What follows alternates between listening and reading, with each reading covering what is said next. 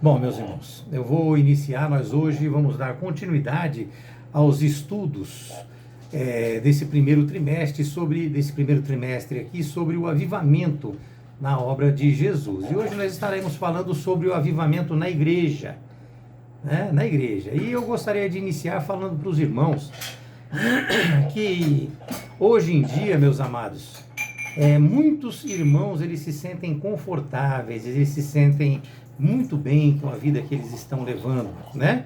Mas o verdadeiro relacionamento com o Espírito Santo, ele vai te levar a alguns lugares aonde você nunca esteve antes.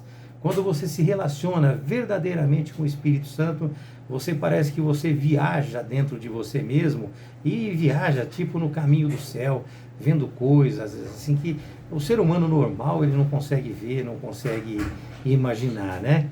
Então nós precisamos sair desse conforto que nós estamos, sair do conforto que nós sentimos e entrar naquele desconforto, mas não num desconforto que te agride, né?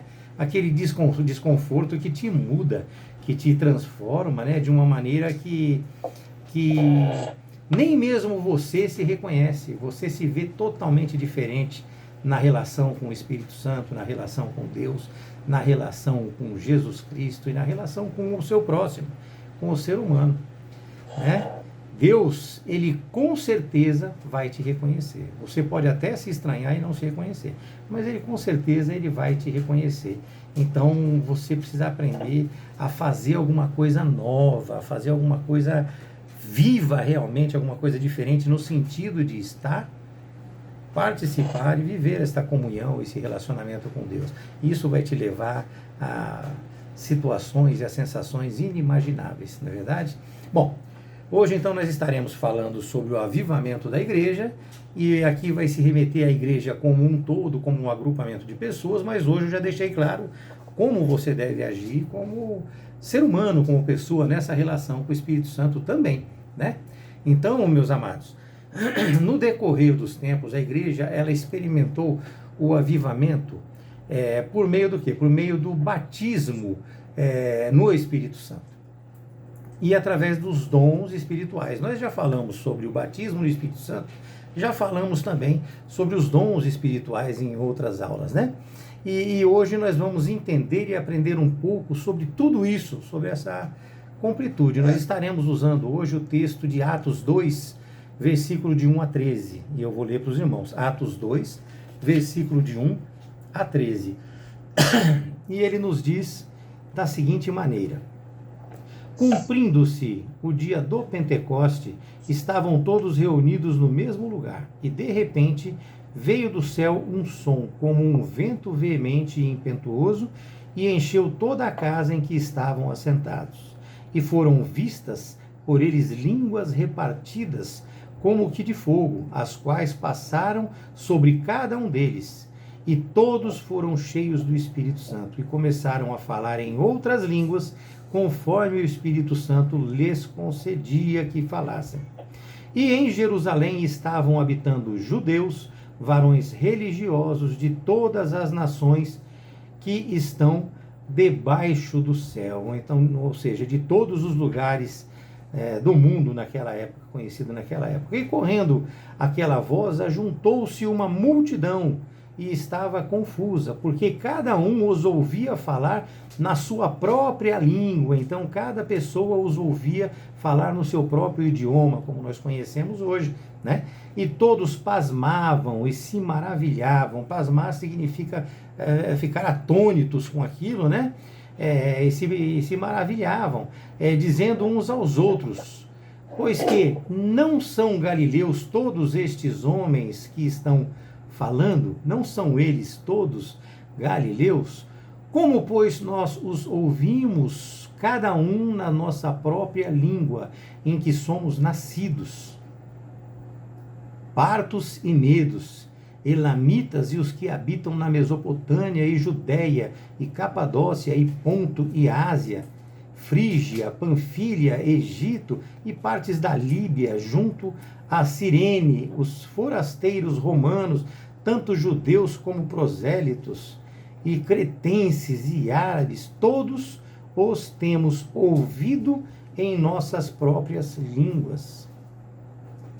Falar das grandezas de Deus, em nossas próprias línguas, falar das grandezas de Deus. E todos se maravilhavam e estavam suspensos, dizendo uns para os outros: que quer isto dizer? E os outros, zombando, diziam: estão cheios de mosto. Essa foi a nossa leitura. Então eles entendiam que eles estavam ali, meus irmãos, embriagados, né? Que eles estavam ali embriagados. E todos nós sabemos que não é nada disso. Então nós precisamos lembrar, meu irmão, que esta é uma promessa para todo cristão salvo em Cristo Jesus. Então essa promessa é para mim, é para você, para os nossos filhos. Bem-vinda, Thaís, Deus abençoe, viu? Nós já iniciamos. Então, para todos nós, então, isso vem como promessa de Deus e vai se cumprir, meus amados. Ela vai se cumprir, ela vai se cumprir. Então, veja bem, que este avivamento, ele traz o quê? Ele vai trazer para nós mais dinamismo, ele vai trazer para nós muito mais atividade, muito mais agilidade, né? Ele vai transformar a obra de Deus numa coisa bastante dinâmica, bastante proveitosa, tanto para nós, quanto para as pessoas que estão ouvindo a palavra de Deus. E este avivamento, meus amados, ele vai ungir e vai autenticar o ministério do cristão. Então, o avivamento que você vai causar nas pessoas, que a igreja causa nas pessoas, né? Ele vai autenticar o nosso ministério como servos de Deus, como pessoas postas por Cristo para apresentar isso tudo ao povo. Entendam, portanto, meus amados, que não se pode viver em uma atividade ministerial, prestem muita atenção, não se pode viver em uma atividade ministerial que não esteja sob o pleno domínio do Espírito Santo. Nós temos que ser dominados pelo Espírito Santo. Nós não podemos agir de acordo com a nossa vontade, de acordo com aquilo que nós queremos. Não podemos agir e atuar por achismos, né? Então, se não for dessa maneira, se não for pelo domínio do Espírito Santo, meus amados, a carne ela vai acabar tomando o controle, né? E o que vai acontecer? Você vai acabar apresentando ao povo o quê? O engano. Você vai apresentar ao povo um ensino distorcido que poderá levar até a morte espiritual muitas pessoas. Então nós precisamos tomar muito cuidado para que nós possamos agir de acordo com o Espírito Santo. Permitir que o Espírito Santo haja em nós para que nós possamos apresentar às outras pessoas aquilo que o Espírito Santo nos apresentou. Se nós começarmos a permitir infiltrações, permitir brechas na nossa vida, nós não vamos estar agindo de acordo com o Espírito Santo. Nós vamos estar cometendo esta falha. Eu já tenho dito muito a vocês que durante essas últimas aulas, que às vezes você vai num show gospel e o pessoal pula, grita, e fala e acontece. Não estou dizendo que muitos não vão ser cheios de Espírito Santo, mas ali, meus amados, não é um avivamento, é diferente. Né? É diferente. O avivamento, eu já expliquei para os irmãos que avivamento significa voltar a ter vida. E para você voltar a ter vida em Cristo Jesus, você precisa se arrepender, você precisa se batizar e você precisa se santificar. Isso é avivamento. Avivamento, quando você ouve um louvor, você se sente vivo quando você já está vivo.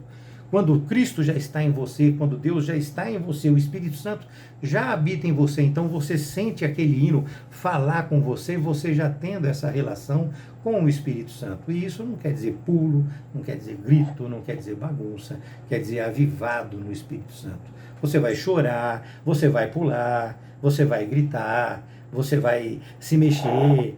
Faz parte, mas desde que não escandalize a igreja, como nós sempre falamos, né? Mas vamos aos assuntos aqui, senão a gente acaba prosseguindo e... Né? O primeiro assunto, meus amados, nós vamos falar sobre o quê? Sobre o batismo no Espírito Santo, quando você é batizado no Espírito Santo.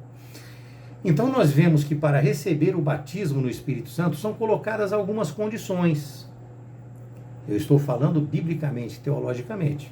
Pessoas vão discordar, muitas pessoas que vivem um outro tipo de ensino podem até falar alguma coisa, mas é isso.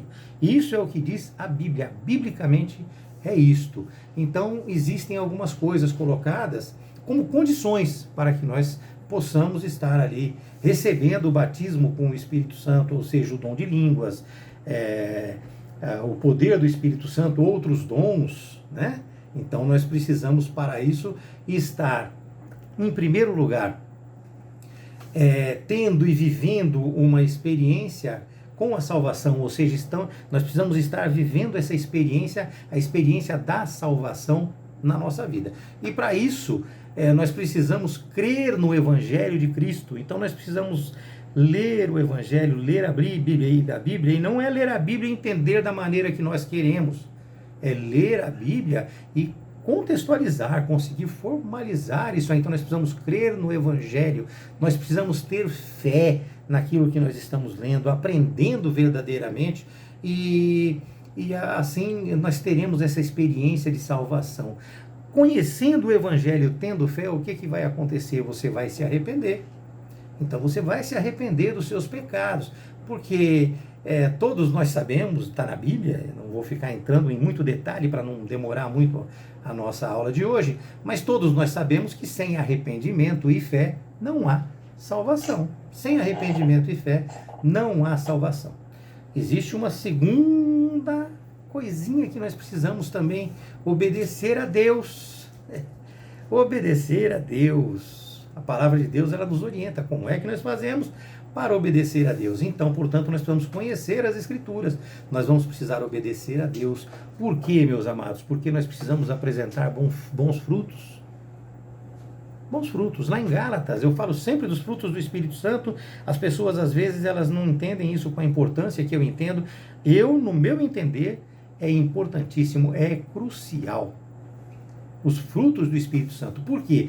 Porque o cristão avivado, o cristão que viveu e vive a experiência da salvação, o cristão que viveu o arrependimento, ele tem que dar bons frutos.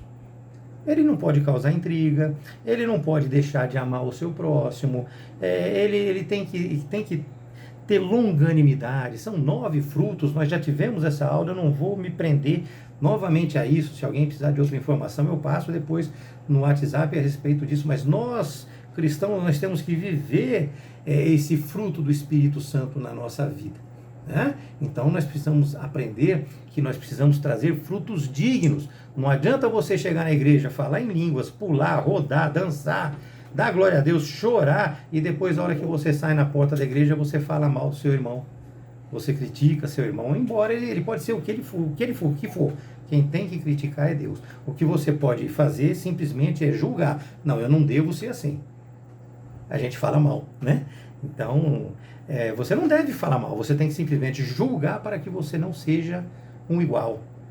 Então, se aquele lá é invejoso, aquele é maldizente, aquele fala mal dos outros, aquele não traz bons exemplos, então você não tem que falar dele. Você tem que ter ele como exemplo para que você não pratique, e assim você vai dar um exemplo bom. Deixar que Deus faça a justiça, que Deus corrija aquela pessoa. O que você vai poder fazer é chamar e aconselhar de uma maneira carinhosa, amorosa, de uma maneira muito gentil. Você pode aconselhar procurando o jeitinho para falar com a pessoa, para que você não cause um trauma, um constrangimento muito grande na pessoa. Você tem que orientar a pessoa, você tem o direito disso. Você tem o direito de orientar, de conversar, de chamar a atenção dela, com muito amor, com muito carinho, meus amados. 1 João 5, no versículo de 2 a 4, traz assim, ó: nisso conheceremos que amamos os filhos de Deus, quando amamos a Deus e praticamos os seus mandamentos. E mandamentos não existem somente 10, meus amados. Não existem somente 10. São 613 mandamentos que nós não devemos fazer. São 613 mandamentos. Foram 10 especificados e explícitos, mas ali nós temos 613 mandamentos que nós não podemos praticar. Amém? Nós precisamos entender bem isso. Existem muitos mandamentos. Às vezes a gente acha que é uma coisinha tão besta, tão boba, tão básica, mas é uma coisa que vai tirar a sua presença de Deus. Deus vai olhar para você e vai falar, não, não é assim, ela tem que se corrigir nisso, ele tem que se corrigir naquilo, e assim funciona. Não estou falando aqui que nós temos que ser perfeitos, perfeito foi Deus, mas eu estou falando que nós temos que buscar a santificação, nós temos que buscar continuamente, amém? Então, este que nós estamos apresentando, que está em João, este é o verdadeiro amor de Deus, que nós guardemos aqueles mandamentos dele, né? Porque os mandamentos dele, eles não são pesados para nós, eles não vão ser penosos, né? Todo aquilo que é nascido de Deus, ele vence o mundo. Cristo veio como homem e venceu, e esta é a vitória daquele que vence o mundo. Como é que nós vencemos o mundo? Com a nossa fé. A nossa fé nos traz o verdadeiro entendimento da palavra de Deus, porque tendo fé você acredita que existe um Deus no céu. Você não está acreditando no Joaquim das Couve, no Joaquinzinho, no outro. É um Deus no céu que tem o domínio sobre todas as coisas. E se você crê verdadeiramente assim, você vai se debruçar sobre a Bíblia e você vai se debruçar sobre os nossos cultos de quarta-feira, cultos de doutrina, vai entrar na escola bíblica dominical, vai ir no culto de domingo, você vai participar ativamente da relação com a palavra de Deus, para que você não fique vendida no caminho, aprendendo aquilo que te apresentam através da internet, porque é bonito, porque é legal, porque, nossa, olha, tem 4, 5 mil pessoas, tudo pulando, e está ali dizendo, e olha, é o avivamento, é o show. Não é bem desta forma. Me perdoem se não concordarem, mas não é bem dessa forma. E nós temos também uma terceira, que eu já falei nela agora, já dei uma introdução, mas é a santificação. Meus amados, então é a santificação. Isso está lá em Hebreus 12, 14. Sem a santificação, ninguém verá a Deus. Hebreus 12, 14. Este chamado, meus amados irmãos, é para todas as pessoas, indistintamente. Nós precisamos aprender isso. E isso antecede a experiência do batismo no Espírito Santo. Então nós temos que viver esses três pontos que eu coloquei para que nós realmente sejamos abençoados e recebamos esse batismo com o Espírito Santo.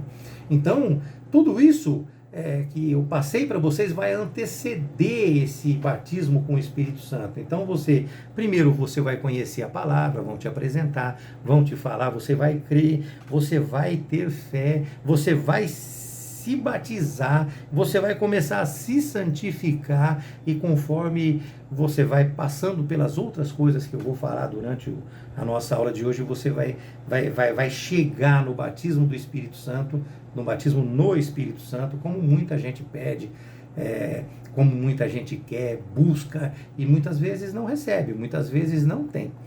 Portanto, meus irmãos, crer no Evangelho, se arrepender dos pecados e viver uma busca contínua por santificação, buscando dar frutos dignos, como nós já falamos, é a condição para se receber o batismo no Espírito Santo, bem como os seus dons, bem como os seus dons, como igreja de Cristo que cada um de nós somos, e isso, volto a falar para os irmãos, não se esqueçam, é um processo contínuo de evolução, é um processo de crescimento no contato com Deus, e é assim que, buscando, nós seremos agraciados com o dom de falar em línguas, que é o que muitas pessoas querem, muitas pessoas buscam isso, não que seja obrigatório, é um dom.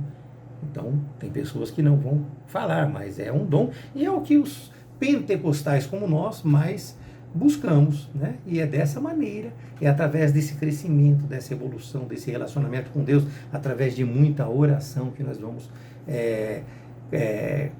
conseguir chegar lá, através de Deus e do poder do Espírito Santo, não é verdade? Então nós seremos agraciados sim com o dom de falar em línguas.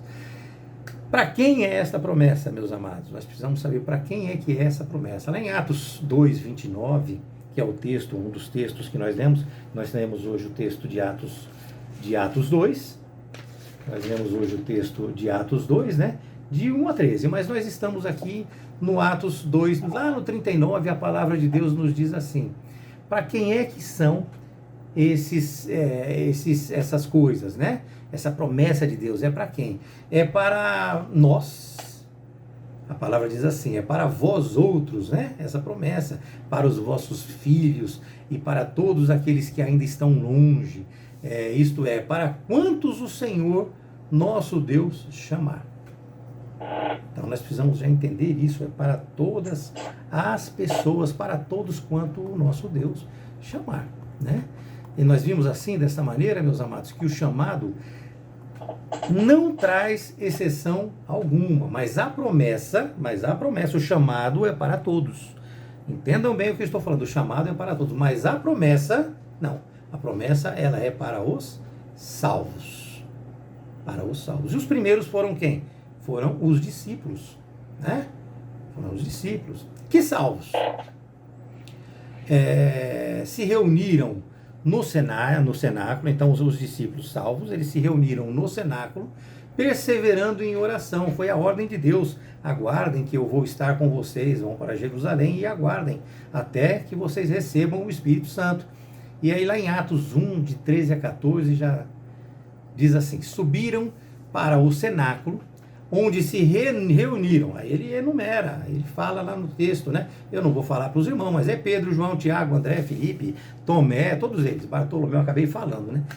Bartolomeu, Mateus, Tiago, filho de Alfeu, Maria estava lá também, os irmãos de Jesus estavam lá, né? Então eles tinham que estar ali e ficar aguardando. Então ali, meus irmãos, desculpem, eles aguardavam o cumprimento dessa promessa feita por Jesus.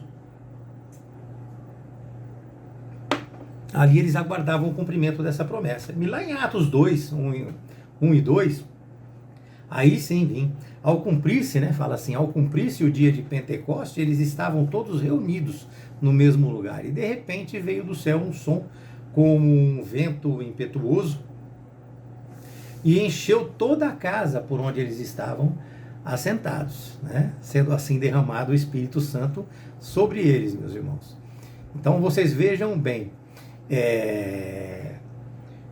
vejam bem que no final do capítulo 2 de Atos, Pedro afirma que esta promessa é também para nós. Nós já lemos esse texto, eu já passei para os irmãos, eu não vou fazer a leitura, nem vou voltar. Lá no Atos que nós acabamos de ler, acho que a terceira leitura anterior, Atos 2, 38, 39, foi quando Pedro diz para eles que eles deveriam se arrepender, a cada um deles, né, para que eles pudessem ser batizados em nome de Jesus Cristo, para a remissão do pecado de cada um deles. E assim eles iriam receber o dom do Espírito Santo, né?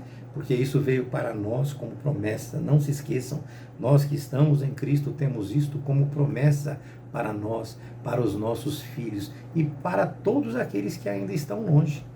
Isto é, para quantos o Senhor nosso Deus chamar. Acabei comentando quase que tudo o que nós havíamos lido, né? O que deixa claro que o batismo no Espírito Santo, meus amados, é para todos os salvos, em todas as épocas, em todas as culturas, em todas as geografias. Nós falamos muito dos salvos, mas quem não será salvo, meus irmãos? A gente fala dos salvos e a gente sempre traz pessoas para ser resgatada, para ser salva, mas existem pessoas que não vão ser salvas por suas próprias conveniências, né? Então os que não vão ser salvos vão ser aqueles que não creem, não aceitaram a palavra de Deus e por consequência eles, já que não acreditam, por que eles vão se arrepender? Então eles não se arrependem também. Embora nós tenhamos muitos cristãos, assim, um tanto quanto, entendam bem, não quero fragilizar nenhum ser humano que está aqui com a gente, nenhum dos irmãos, mas embora nós tenhamos gente na igreja que estão um tanto quanto fora dessa relação com Deus, tipo assim, a gente sabe que muitos pouco leem a Bíblia, às vezes a gente conversando com os irmãos, perguntam, você leu a Bíblia? Eu não consegui ler, já faz uns 2 meses que eu não leio. Né? Então, o que acontece? Aqueles que não creem, aqueles que não creem, por consequência, acabam não se arrependendo, né? Eles não vão obedecer, porque eles não leem a Bíblia, eles não entram nos detalhes da Bíblia. Nós não podemos esquecer que Jesus Cristo, ele veio em Mateus, Marcos, Lucas e João, então ele veio e trouxe o Evangelho. Então ele aparelhou a igreja, ele preparou a igreja, ele deixou a igreja pronta e expôs para nós todas essas questões. Aí ele revelou a Paulo algum aprofundamento, algumas coisas. Vocês podem ver que as epístolas de Paulo, as cartas de Paulo, como as epístolas de 1 Pedro, João, Judas, elas vêm detalhando algumas coisas, porque eles foram encontrando os erros doutrinários, eles foram corrigindo. Então nós precisamos ler a Bíblia para poder entender mais profundamente o que significa uma coisa, o que significa outra coisa. Então nós precisamos ter uma boa relação com tudo isso, né? Então, consequentemente, por não ler, não obedecem e assim também não se santificam. Como eu já li para os irmãos agora há pouco, já falei, não li porque não daria tempo, né? Mas eu já falei para os irmãos sobre Hebreus 12:14, que diz que sem santificação ninguém verá a Deus. E realmente ninguém verá a Deus sem santificação. Então esses são aqueles que perderão a graça de Deus, perderão o relacionamento com Deus, com nosso Senhor Jesus Cristo, não aceitando o Espírito Santo. Né? O terceiro tópico, meus amados, desse primeiro assunto que nós tocamos aqui, nós vamos entender o que? Nós vamos entender que existe uma corrente teológica. Nós precisamos estar bem atento a isso. Eu vou tentar explicar direitinho, se os irmãos tiverem dúvida, no final a gente esclarece. Então existe uma corrente teológica, meus irmãos. Ela é reformada, embora tenha também algumas igrejas históricas que acreditam assim.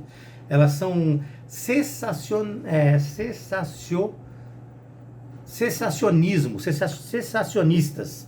Então eles acreditam o quê? Eles acreditam que cessou essas coisas, que o falar em línguas, o dom de línguas, o poder do Espírito Santo ali, nesse sentido, cessou ali no momento do Pentecoste. Aquilo acabou. Eles afirmam que os dons espirituais, eles cessaram na vida da igreja. Que acabou os dons. Foi para aquela época, foi naquela situação, para aquele momento, né? Eles acreditam que o batismo com o Espírito Santo foi apenas para os dias apostólicos, ou seja, eles dão um jeitinho de interpretar a Bíblia tentando justificar tal entendimento, né? Mas não tem como aceitar uma situação dessa. São cessacionalistas, é isso mesmo, é esta a palavra, né? Outros, eles já afirmam o quê? Que o batismo no Espírito Santo é a conversão do homem. Ele se converte, acredita em Deus e ali ele já está batizado com o Espírito Santo. Então ali não tem os dons, não tem os dons nenhum, né? Profeta e essas coisas todas, e não tem também o dom do Espírito Santo. Irmãos, nós acabamos de estudar e ver que não é nada disto. Nós acabamos de estudar e ver que não é nada disso. Tudo, muito pelo contrário, é totalmente diferente. O batismo com o Espírito Santo é uma experiência totalmente diferente da salvação, porque nós deixamos claro que precisa ser salvo para receber o batismo do Espírito Santo. Então o batismo com o Espírito Santo não vem e vai embora. Você sendo salvo, tendo a relação com o Espírito Santo, o batismo com o Espírito Santo vem. Por que eles foram batizados com o Espírito Santo lá no Pentecostes? Eles já eram salvos, eles já faziam parte do corpo de Cristo, eles já haviam passado por aqueles 3 anos ali de convívio com Jesus Cristo, eles já formavam ali a igreja de Cristo, eles já estavam salvos, eles acreditavam, eles creiam, eles tinham fé verdadeiramente daquilo. E assim, eles foram batizados pelo Espírito Santo. Né? E o batismo com o Espírito Santo, nós precisamos entender que nos dias de hoje, naquela época inclusive, mas nos dias de hoje, ele vem como? Ele vem como uma evidência física, uma coisa que a pessoa vê, uma coisa que a pessoa ouve. Né? O falar em línguas e os dons espirituais, as coisas que são reveladas, as coisas que são feitas.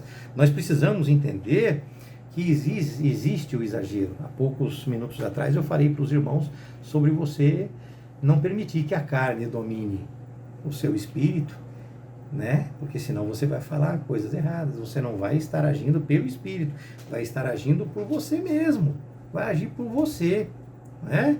Então, falar em línguas verdadeiramente, como eu disse para os irmãos, ele é uma realidade, ela é uma realidade e ela perpassa por todas as épocas, culturas, geografias, como nós já falamos para os irmãos. Não há como ser diferente disso. Isso está claro na Bíblia. Tem tantos detalhes que nós poderíamos entrar, mas aí nós íamos ficar com uma aula muito robusta, muito cheia, e o tempo com certeza não ia dar para fazer todos os assuntos, trazer todos os assuntos que a escola bíblica exige que nós apresentemos para os irmãos, né?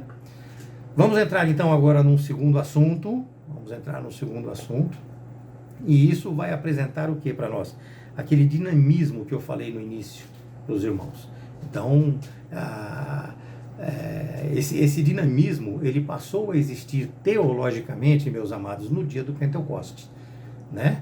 E por uma ação direta do Espírito Santo. Então, quando a gente fala que esse dinamismo, ele passou a existir teologicamente no dia do Pentecostes, com a ação do Espírito Santo, eu estou falando pela ocasião, porque foi aquilo que nos apresentou o dom do Espírito Santo sobre a igreja. Mas o que acontece, meus amados irmãos? A igreja, ela nasceu um tanto quanto antes, porque nós sabemos que o Novo Testamento nós passamos a viver a partir da morte de Cristo. Então, eles viviam naquela época ali ainda no Velho Testamento, passando por tudo aquilo, né? No Velho Testamento. Só um minuto de amor, ligado. No Velho Testamento, né? Tá, a bateria do notebook, ele parou, né? Então, tá... Meus amados, então nós precisamos entender isso, que uma coisa é o registro teológico, que foi feito. Então, toda essa ação direta do Espírito Santo passou a ser relatada de uma maneira mais abrangente para nós a partir do Pentecoste, né? Do Pentecostes, né? Ela nasceu ali mais avivada, de uma forma que o tabernáculo como descida da glória de Deus, ela representou ali o tabernáculo, a descida da glória de Deus no tabernáculo, né?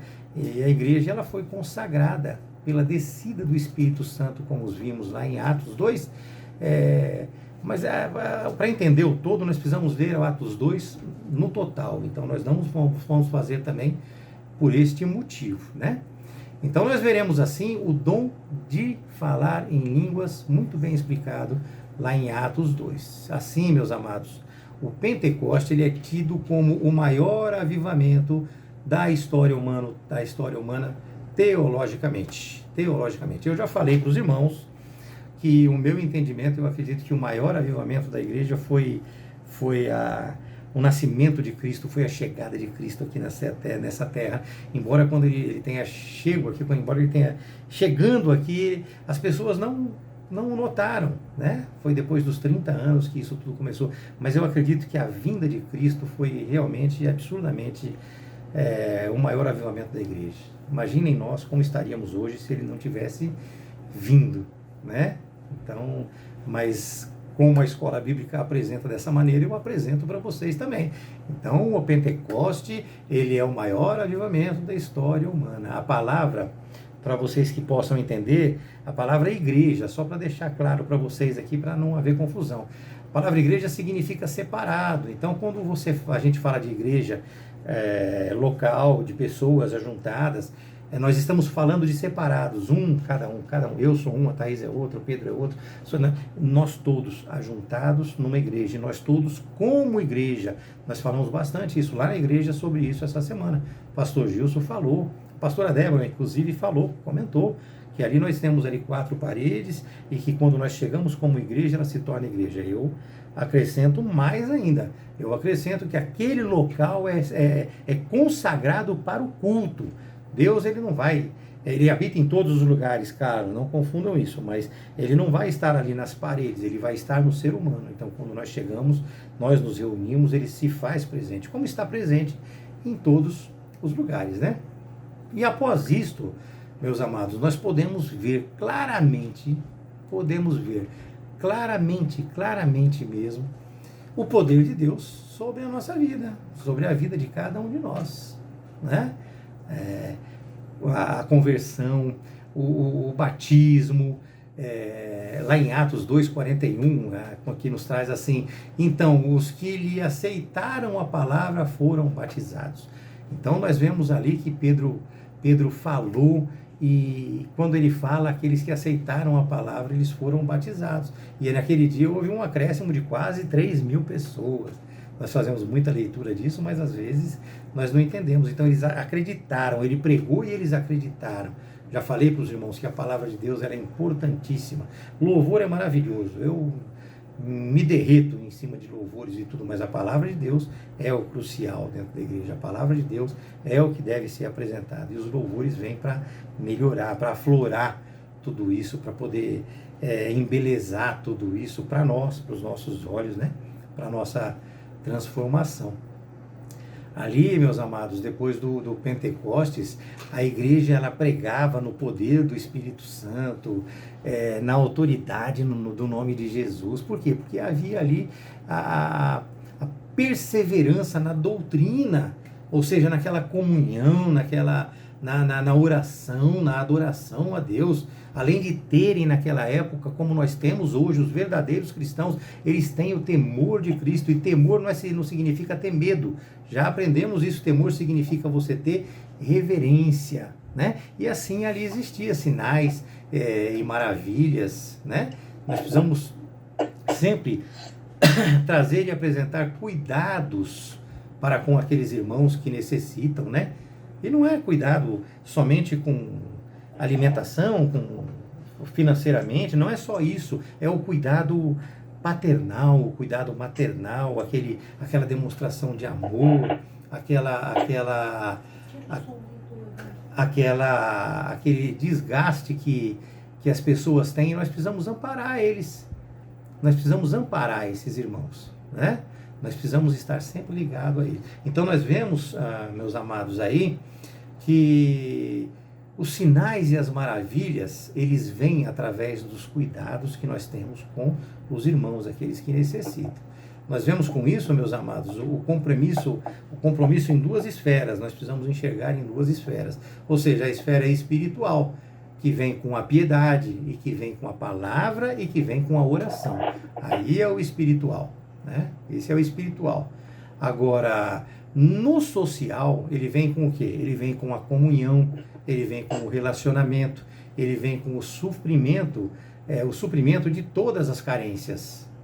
O suprimento de todas as carências, de todas as necessidades dos irmãos, né? Dessa maneira que vem. Agora nós já estamos chegando aqui no último assunto, no terceiro assunto, né? Então esse terceiro assunto agora, meus amados, nós vamos entender um pouquinho que pela ação do Espírito Santo deve haver o quê? A pregação.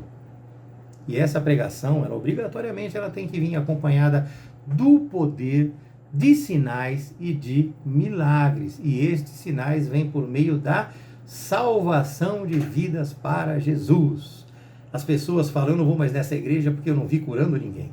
Eu não vou mais nessa igreja porque eu não vi nenhum profeta, ninguém profetizou. Eu não vou mais nessa igreja porque o pastor está com a roupa mais velha. Eu não vou mais nessa igreja porque aquele pastor é feio. Eu não vou mais nessa igreja porque eu estou magoado. E não é dessa maneira, meus amados.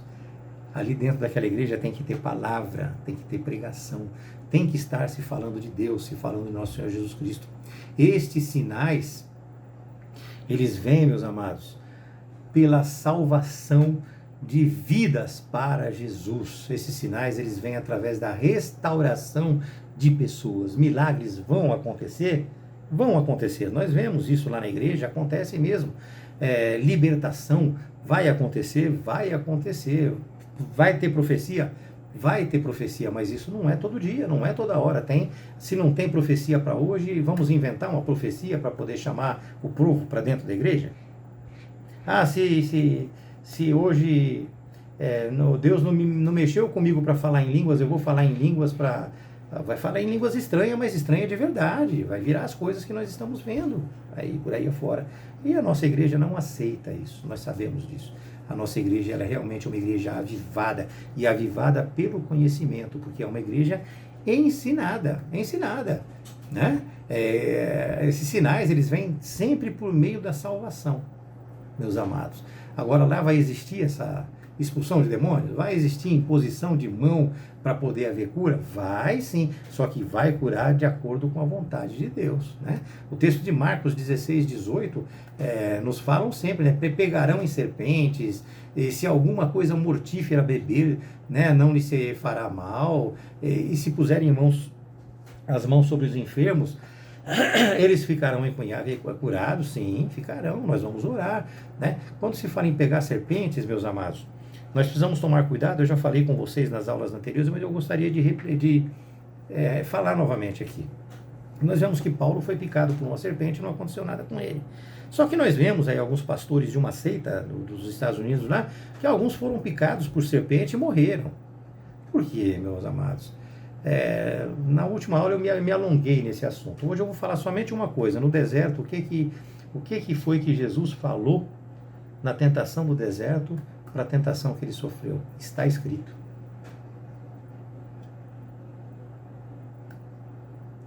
Eu não posso tentar Deus, então eu não posso fazer porque me deu vontade, sendo que não foi Deus que mandou.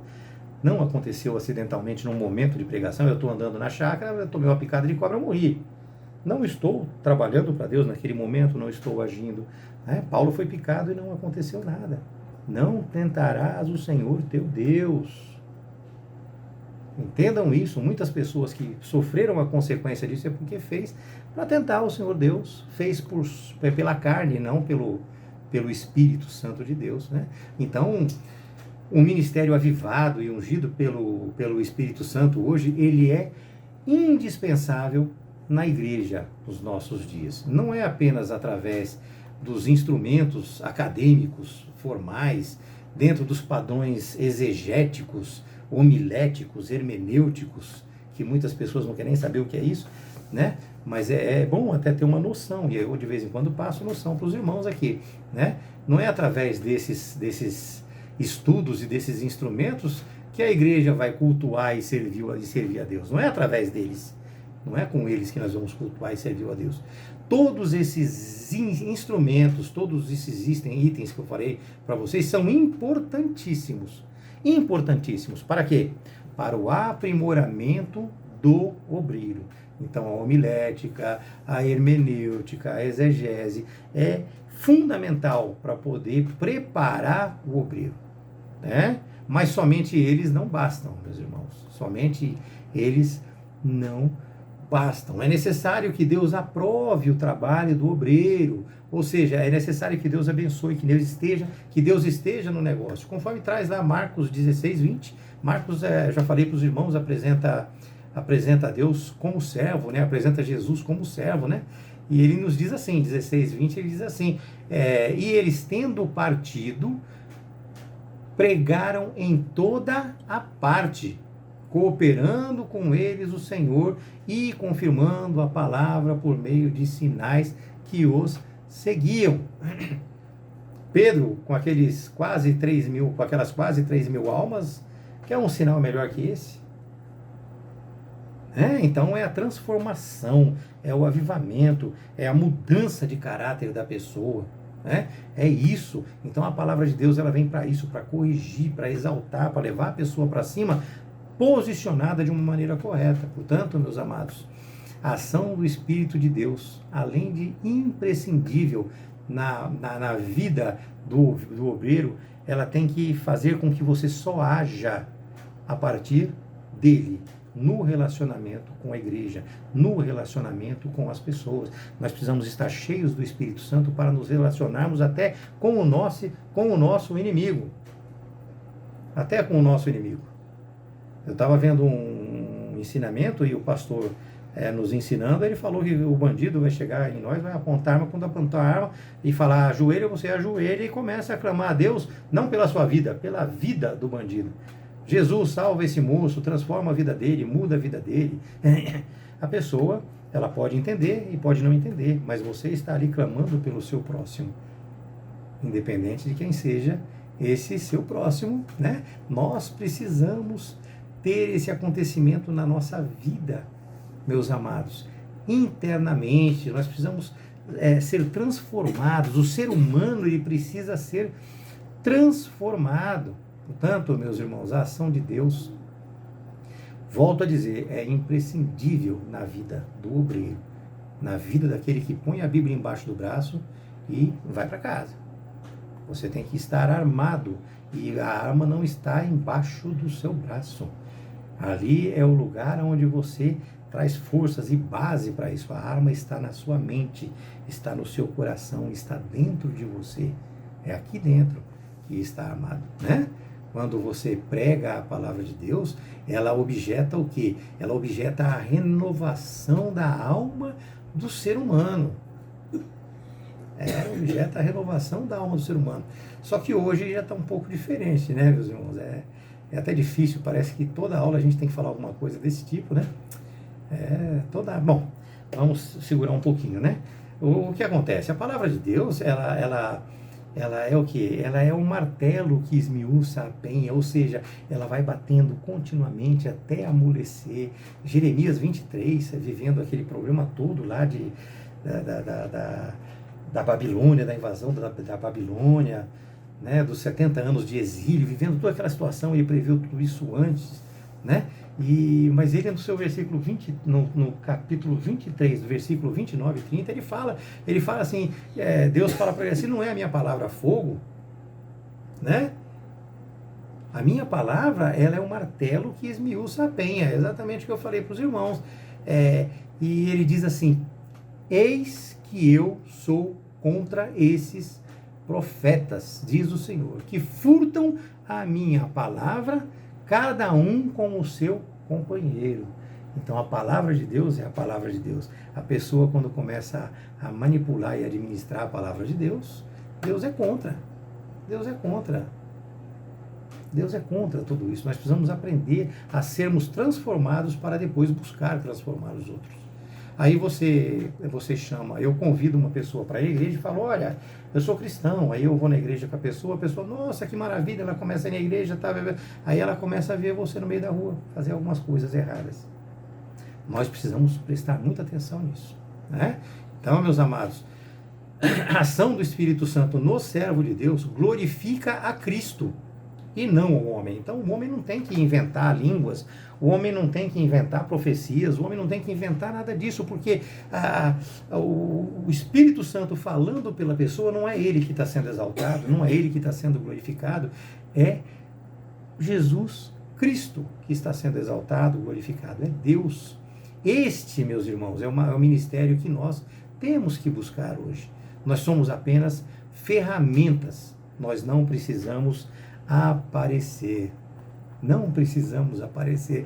Eu acho que quanto menos a gente aparece, mais a gente busca e está na presença de Deus. Porque mais você se prepara para aparecer, menos você aparece, mais você vai se abastecendo e vai se enchendo. Então você fica naquela ânsia de cada vez saber mais para poder errar menos, e é isso que nós devemos fazer. Nós precisamos levar e apresentar Cristo com a nossa vida, principalmente. Com a nossa vida, com os nossos atos, com o nosso posicionamento, e não com aquilo que nós falamos que nós somos. Olha, eu sou profeta, olha, eu sou... Bom, deixa eu parar, porque é muito difícil lidar com esse tipo de coisa, e parece que vem cria um volume dentro de mim querendo expor essas coisas, sabe? Nós precisamos tomar muito cuidado com isso. Nós não precisamos aparecer, nós precisamos simplesmente apresentar Cristo através da nossa vida, através das nossas palavras, né? Ou seja, nem a quem prega e nem a quem ouve. Não existe glória, nem para quem prega, nem para quem ouve. Nem para quem prega, nem para quem ouve. João 15, 13... João 15, 13 e 15, desculpa, 15, de 13 a 14, ele diz assim, ninguém tem maior amor do que este, de dar alguém a própria vida em favor dos seus amigos. Vós sois meus amigos, se fazeis o que eu vos mando. Então nós só fazemos aquilo que ele manda. Nós só pregamos a palavra de Deus. Nós só pregamos a palavra de Deus. Eu gostei daquele pastor Israel, se eu não me engano, que foi na igreja. Foi Israel, amor? Qual? Aquele que foi na segunda-feira agora? Foi. Obrigado, Pedro. Porque no começo da pregação dele, ele leu o texto, ele falou, meus irmãos, agora eu vou conjecturar. Olha que elegância. Ele falou, agora eu vou conjecturar. O que eu vou falar para vocês aqui, ó, faz parte da palavra de Deus, mas é o meu pensamento, a elegância dele, a humildade dele. Agora eu vou estar aqui tentando apresentar alguma coisa para vocês. Ele me impressionou, embora muita gente pode ter achado que não, me impressionou por causa daquilo, por causa desse conjecturar. Ele falou assim, meus irmãos, está feita, está lida a palavra, agora eu vou conjecturar através desta palavra. Olha a elegância que ele teve. Sei lá, mas cada um enxerga de uma maneira, né? Cada um vê de uma maneira, né? Então, quem prega não deve ser glorificado, quem ouve também não deve ser glorificado. A glória é para Deus. Glorificado sempre seja o nome de Deus, nosso Senhor Jesus Cristo, e do Espírito Santo, através de cada um de nós. Portanto, o que nós fazemos, meus amados, é por ordem de Cristo. E assim, tudo o que fazemos é feito sob a direção do Espírito Santo e deve glorificar a Cristo. O que passar disto é carne. O que passar disso é carne.